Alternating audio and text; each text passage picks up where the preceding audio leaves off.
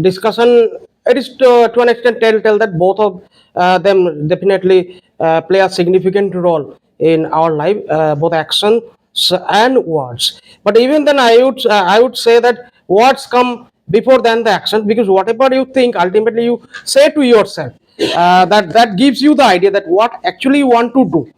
These words you think, what you think, these are the words actually. After that, you put them into action.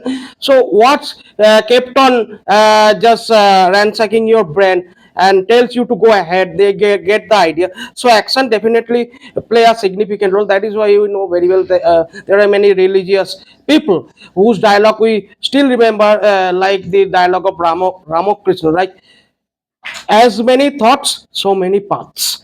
That means many ideas, many minds. We know the dialogue. So these people went far away to spread, to preach. Actually, they spoke. Swami Vivekananda even went to Chicago to preach. Actually, words. Action, you may say, of course, but these are the words which inspire a lot of people, and after that, people just followed them. So, with action, your words carry weight as well. Thank you, and that's all.